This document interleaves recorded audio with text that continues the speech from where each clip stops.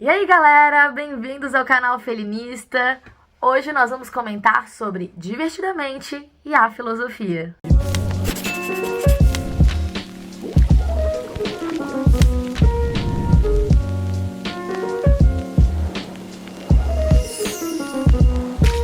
Bom, gente, vamos lá. Hoje eu quero comentar com vocês um pouquinho sobre o filme Divertidamente 1 e o filme Divertidamente 2. Que são, né, enfim, Divertidamente 2 é uma continuidade da história do Divertidamente 1, e os dois filmes trazem muitas questões aí filosóficas, existenciais, reflexões sobre as emoções e reflexões, assim, que os filósofos têm desde a antiguidade. Então a ideia desse vídeo é principalmente a gente relacionar algumas das coisas ali do filme, né, da base ali do filme, então não terá spoilers, principalmente com relação ao filme 2. O filme 1 eu não garanto completamente, porque o filme 1 é de 2015, né? Provavelmente você já viu, agora você tá assistindo esse vídeo aqui depois de ter visto o filme 2, ou talvez depois de ter visto o filme 1. Então eu vou comentar algumas coisas sobre o filme 1, sobre o filme 2 e sobre as reflexões filosóficas que a gente pode tirar desse filme, além, claro, né, de comparar com teorias filosóficas que abordam temáticas muito parecidas às que são ali tratadas, né, no filme. Bom, então vamos lá apresentando o filme, né? Rayleigh é a personagem principal, ela é uma menina que a gente acompanha ela desde que ela nasceu lá no filme 1. E aí são apresentadas as emoções, né? Nós temos, inicialmente no filme 1, algumas emoções.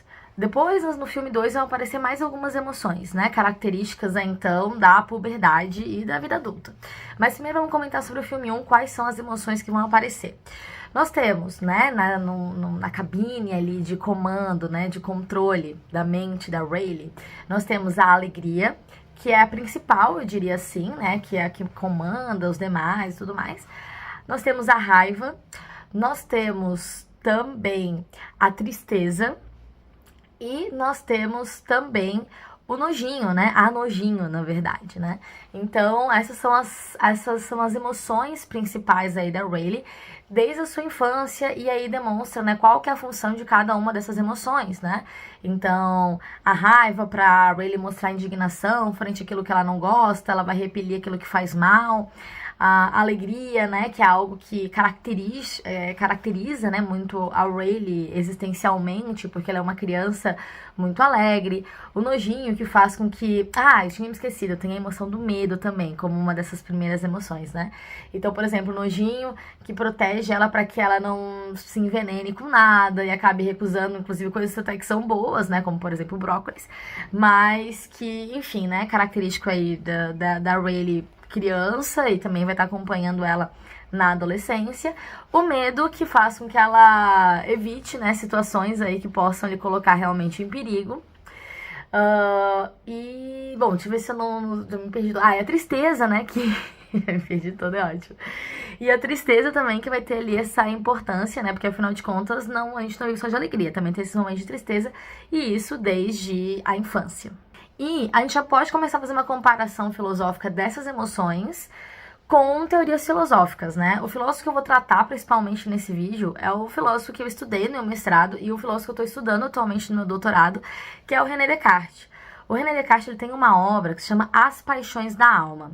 Nessa obra, ele faz um tratado das paixões, né? Uma certa taxonomia das paixões, classificando em 6 paixões primitivas, e as demais seriam suas derivadas. E nesse sentido, acaba sendo muito semelhante ao que a gente vê ali no filme, né? Porque tem as paixões principais. Mas claro, né, pro Descartes não é necessariamente o nojinho e nem o medo é uma emoção principal. Para ele, as 6 paixões primitivas seriam a admiração, que é a emoção, né, ou paixão, porque paixão e emoção serão sinônimos nesse sentido, tá? Mas seria a paixão do conhecer. Sempre que você conhece algo novo, você vai sentir admiração. Então, é muito semelhante ao espanto, só que o espanto seria um excesso dessa admiração. Nós temos o amor, que é aquilo que nos faz buscar algo que é conveniente, o que é bom para nós. O ódio, que faz a gente repelir aquilo que lhe é nocivo, né? A reagir a coisas que podem lhe fazer mal. Então, nesse sentido, poderia até ser muito parecido com o que a gente vê da emoção da raiva ali no filme.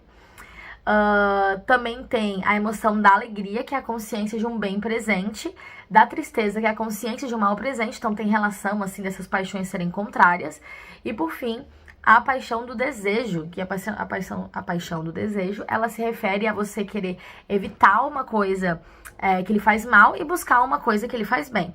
Então, de certo modo, a gente já consegue fazer essa relação entre as paixões que a gente vê ali, que são as paixões principais do filme 1, com as paixões que a gente vê, né? Ou melhor, as emoções que a gente vê no filme 1 e as paixões que a gente vê em Descartes. Elas têm, de certo modo, uma similaridade, principalmente por serem emoções que se dão desde a infância. Para o Descartes, essas paixões primitivas, elas são as primeiras que a gente tem, né? Então, elas, inclusive, para ele, elas se dariam já desde que a gente tá no ventre da nossa mãe, né? Então, tipo, o sentir o amor, o repelir uma coisa que lhe é nociva, o sentir a alegria, o desejar, a admiração, enfim, são coisas que podem ser, inclusive, anteriores ao nosso nascimento. Outra comparação que a gente pode fazer, que vai estar presente tanto no filme 1 quanto no filme 2, é que a mente da Rayleigh tem uma sala de comando, que é onde ficam essas emoções principais, né? E essa sala de comando, ela pode muito bem ser comparada com a glândula pineal de Descartes. Descartes tinha um entendimento, eu vou até colocar uma imagenzinha aqui, né? Que é um desenho do Descartes para explicar a glândula pineal.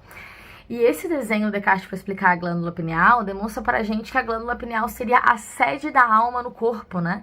Então, aonde vai ter essa ligação entre o corpo, algo físico, algo material, e a alma, né? Algo que é imaterial, que é indivisível, é responsável pelos nossos pensamentos, por exemplo. Nessa glândula pineal, segundo Descartes, então, se concentrariam as imagens das coisas que a gente capta por meio dos sentidos, e ali teriam espíritos animais. Espíritos animais é o que talvez a medicina de hoje a gente entenderia como impulsos elétricos. E esses espíritos animais, eles vão correr, né, para os membros, fazendo com que a gente venha reagir às situações, seja fugir de uma coisa que pode nos ser nociva, seja buscar algo que ele é benéfico e prazeroso, por exemplo. Então, toda nossas ações, elas são comandadas por essa glândula pineal, que seria essa junção entre o corpo e a alma, né? A alma e o corpo, na verdade, eles estão estreitamente unidos no Descartes, mas a gente teria essa sede da alma no corpo, que seria a glândula pineal, e que a gente pode comparar com a sala de comando lá do filme 1 e que também tá no filme 2. Outra coisa que a gente pode comparar do filme com relação à questão filosófica, principalmente com relação ao Descartes, mas não só ele, né? É porque, assim, na verdade, esse assunto das emoções é um assunto muito caro para a história da filosofia como um todo, né? A gente já tem desde o Platão, desde o Platão, na verdade, essa reflexão acerca das emoções, né? Porque, assim, pro Platão, você se conduzir pelas emoções é como você tá num barco à deriva em plena tempestade. Então, a razão, ela tem que lhe guiar. Pra maioria dos filósofos, inclusive, é isso, tá? Você não pode ser conduzido totalmente pelas emoções. Exceto pro Hume, que vai considerar, né, que os sentimentos seriam uma fonte, né? O sentimento é uma fonte das ações morais, né? Uma fonte da moralidade. Mas do resto, né, a maioria dos filósofos, eles vão estar muito mais focados em você agir racionalmente. Mas cada um atribui funções diferentes das emoções. Então, para Platão, você não pode ser conduzido pelas emoções. Para Aristóteles, você tem que buscar o controle, a mediania, né, entre as emoções ali. Então, nunca cair no excesso nem na falta. Inclusive, a gente tem um vídeo aqui em cima falando sobre os principais conceitos da ética de Aristóteles que nos ajudam a entender exatamente isso que eu estou trazendo para vocês. Nós temos também os estoicos, que vão visar a erradicação das emoções. Eu já vou comentar um pouquinho mais sobre eles no final desse vídeo. Então, você acompanha, né, aí. E aí, na modernidade, a gente vai ter um monte de filósofos que vai falar sobre as emoções também. Então, Spinoza, David Hume e o Descartes, né, que como tô trazendo um dos principais. E aí, o que a gente tem, né, com relação à questão que eu ia comentar agora, é com relação à noção de um amigo imaginário, né?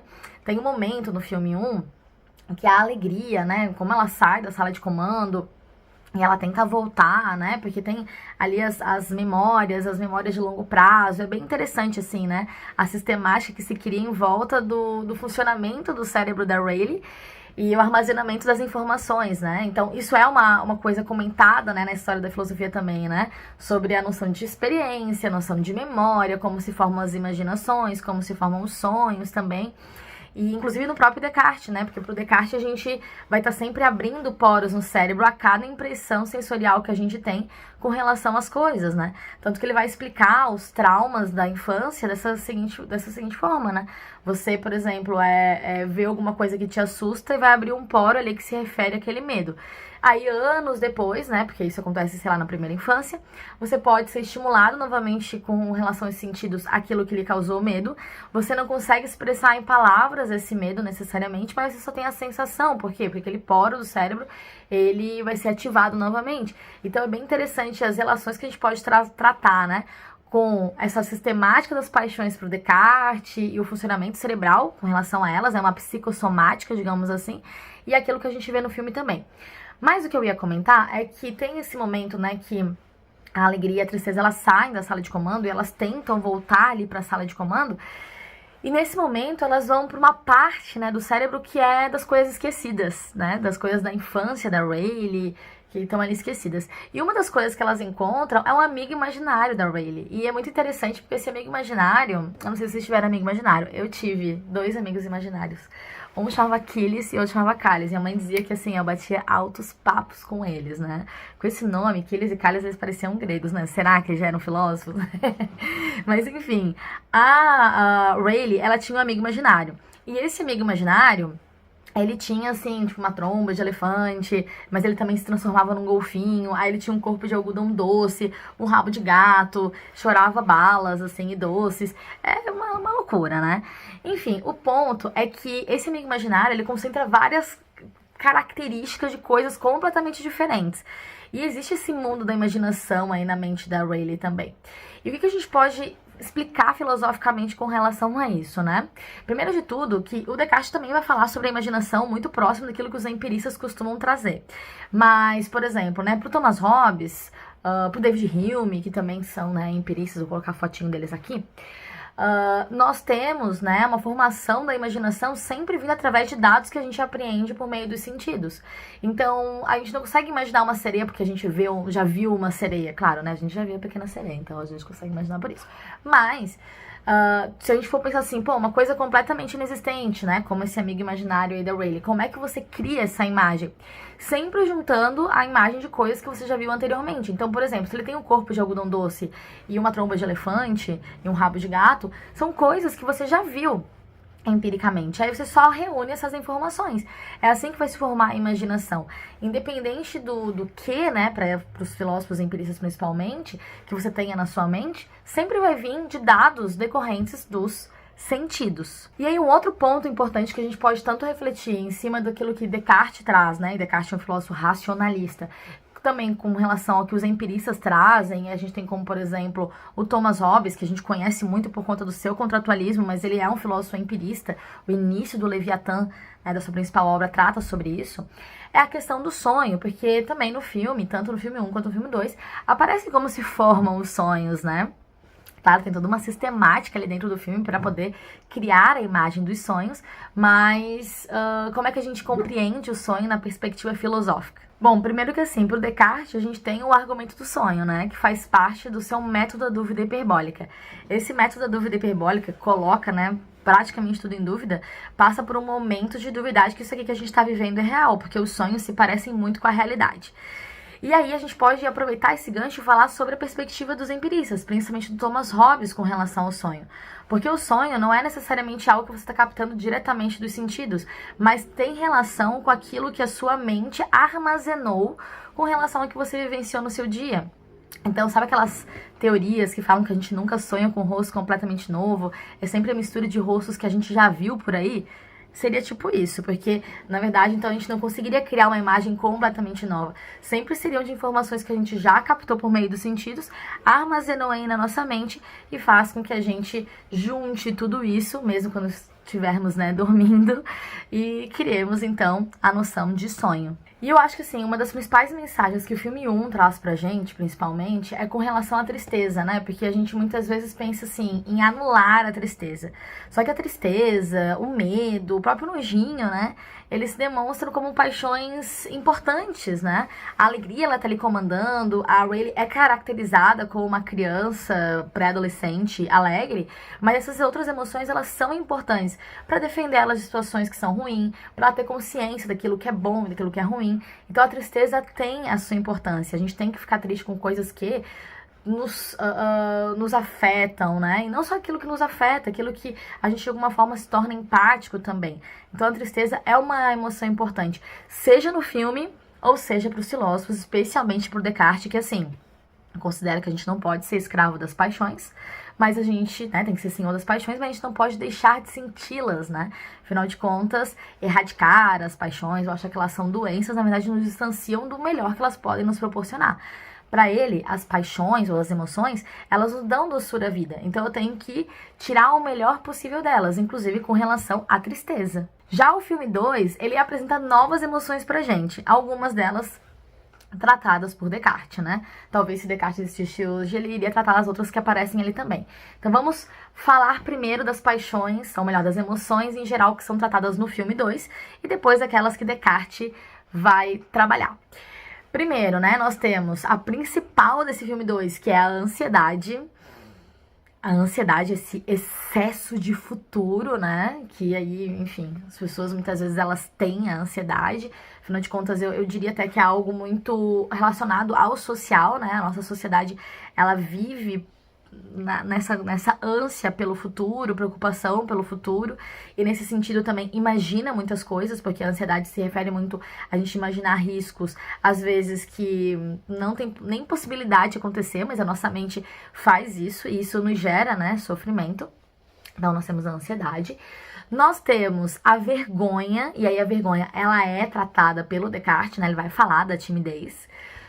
Nós temos o tédio, e eu adorei o personagem tédio do filme, assim, muito assim, tipo aquela coisa adolescente, porque agora a Rayleigh, ela tá adolescente, então tem essas emoções novas aí presente, né? Aquela coisa assim, tipo, ai, que celular, com aquela cara de tédio, assim, tipo, super jogado. Temos o tédio. Temos a inveja também, que é uma emoção aí nova que apareceu e que o Descartes comenta sobre a inveja também. E, enfim, são essas, né? E, claro, tem as emoções que já estavam no filme 1, elas continuam ali presentes. Ah, e lembrei agora, também tem a emoção da nostalgia, mas ela... A Rayleigh é muito nova pra sentir nostalgia, né? Ela aparece ali volta e meia, eu achei uma fofura a emoção da nostalgia. Dessas emoções que eu havia falado pra vocês, a emoção que é trabalhada por Descartes seria a emoção da vergonha e a emoção da inveja, né? Ele vai falar que a vergonha, né, é um tipo de emoção que é uma mistura de amor próprio com tristeza, né? O que seria esse amor próprio com tristeza? Seria uma coisa de que você se ama a tal ponto que você não quer passar ridículo, tipo isso, entendeu? Então, pra ele, a vergonha não é um tipo de emoção primitiva, uma das nossas principais emoções, mas seria derivada e uma mistura de outras duas emoções como o amor e a tristeza. A vergonha, ela é importante, né, também, ela, tipo, claro que ela pode nos limitar, de certo modo, né, mas tanto ali no filme quanto pro Descartes, ela tem a sua importância, né, você se preservar a sua imagem, né, então, de certo modo, ela tem a sua importância, sim. E também temos a emoção da inveja, né? A inveja tá no filme e a inveja também é tratada por Descartes. A inveja é tratada por Descartes da seguinte forma: como, na verdade, um sentimento de indignação com as conquistas alheias, né? Ali no filme, eu acho que normalmente, cotidianamente, a gente também tem essa noção de que às vezes é você querer ser o outro, né? Mas esse caso, pro Descartes, tá mais atrelado a essa ideia de você ficar meio que indignado porque o outro conseguiu algum benefício. E aí você também, sei lá, achar que a pessoa não merece aquilo, por exemplo. Então, isso seria inveja. E aí, uma coisa que eu acho interessante é que, assim, o Descartes, ele fazia vários estudos de anatomia e tal, então ele vai trazer uma parte da sua obra dedicada à fisiologia das paixões. E aí, na fisiologia das paixões, ele traz uma série de características corporais, né, seja dos órgãos internos, ou seja, da aparência, de coloração da face, de como você, né, tá com seus olhos, as lágrimas, do riso, enfim. Ele explica tudo isso, e aí é interessante porque tem uma coisa que fica em comum ali com o filme, que tem a ver com a emoção da raiva e com a emoção da inveja. Porque pro Descartes, a emoção da raiva, ela pode, de fato, fazer com que a gente ruborize o nosso rosto, né, que a gente fique com o rosto vermelho. E que, inclusive, quando uma pessoa tá triste, ou quando uma pessoa tá com raiva, e ela fica com o rosto vermelho, segundo o Descartes, seriam pessoas mais empáticas, que ficam com o rosto vermelho, né? Ou pessoas que ficam mais, assim, são mais confiáveis, porque elas já têm ali, elas já ficam com sangue quente ali na hora, e elas tendem a não se vingar. Já as pessoas que empalidecem, que elas meio que se fecham diante de uma emoção como a raiva, né, ou até com relação à própria tristeza e acabam não chorando, elas são mais perigosas, segundo Descartes, porque elas podem se vingar, né, e essa vingança ser muito mais aí bem planejada, calculada e, de certo modo, perigosa. Já com relação à inveja, ele também tem uma característica fisiológica, né? Ele vai falar que as pessoas que sentem inveja, elas tendem a ter uma cor assim meio esverdeada. Eu achei interessante essa perspectiva dele, porque se a gente for perceber tanto o personagem, né, da raiva, ele é vermelho, e a gente pode dizer assim, nessa coisa de ficar estourado e, de certo modo, ser mais confiável, né? Como também a inveja, ela é bem bonitinha, né? Ela é bem bonitinha no filme e ela é, assim, esverdeada. Então, interessante, porque isso tem um pouco de relação com o que o Descartes diz, né? Com relação à fisiologia das emoções, especialmente da raiva e da inveja. E aí, a gente também tem, né? Já aqui fechando um pouco esse vídeo, pra falar sobre as convicções de si mesmo, né? Que é o foco principal do filme 2. E nesse filme 2, as convicções de si mesmo, elas podem ser tanto positivas quanto negativas, né? Tanto naquela vibe, assim, de você se considerar legal, você perceber que você é legal, ou, né, quando a ansiedade toma conta, que daí acaba virando uma coisa de você não ser boa o suficiente. Então, assim, essas convicções de si mesmo seriam, então, aquelas experiências que são enraizadas e que formam aquilo que a gente é. E, principalmente, quando você tem convicções de si mesmo, que elas são positivas, a gente poderia comparar com uma emoção que o Descartes chama de satisfação de si mesmo, que, segundo ele, é uma das emoções mais doces que a gente pode ter, né? Afinal de contas, estar satisfeito consigo mesmo, com aquilo que se enfim, o segredo, né? A imoral, o segredo da vida pro Descartes, né? Para ele, a gente não tem como agir completamente corretamente, mas se a gente julgar conforme o que a gente acha que é o melhor sempre, e, enfim, não escolher errar propositalmente, a gente já conseguiria atingir essa satisfação de si mesmo. E agora, de fato, pra fechar, eu queria comentar um pouquinho sobre os estoicos, que eu acho que tanto o filme 1 quanto o filme 2, ele traz um pouco os ensinamentos estoicos, mostrando que existem coisas que a gente não tem como controlar, né? Então, que muitas coisas cabe a aceitar e que principalmente as emoções, claro, né, que pros estoicos a gente vai estar tentando se livrar muito mais das emoções, e no filme a gente não vai se livrar das emoções de forma alguma, mas, assim, que é necessário ter essa consciência sobre o que se consegue controlar e o que não consegue se, né, controlar. E que, muitas vezes, as emoções, elas são também elementos inevitáveis, né? E que as emoções, elas não podem, muitas vezes, querer modificar a realidade, sendo que, na verdade, é muito mais fácil você modificar os seus desejos, né? Então, eu iria meio que nesse sentido. Inclusive, traçando um paralelo entre os estoicos e o Descartes, na sua moralidade, ele apresenta muitos argumentos parecidos com o estoicismo. A gente até pode chamar ele de um neo-estoico. Enfim, galera, espero que vocês tenham gostado desse vídeo. Se você chegou até o final desse vídeo, comenta aqui quais as emoções, seja do filme 1 ou do filme 2, que você achou mais bonitinho e que você mais se identificou. Quero conversar com vocês aqui pelos comentários. Vou pedir para vocês se inscreverem, deixarem o seu like, compartilharem com seus amigos esse vídeo e, claro, assistirem o filme tanto Divertidamente 1 quanto Divertidamente 2, caso você não tenha assistido. Eu acredito que eu não dei nenhum spoiler aqui. Depois quem assistiu fala, Feline, você deu spoiler sim, mas eu me esforcei pra não dar spoiler, tá? Eu fiz até um roteirinho aqui pra eu ficar bem presa nesse roteirinho e não falar coisas demais. Mas é isso, gente. Um super beijo e até uma próxima.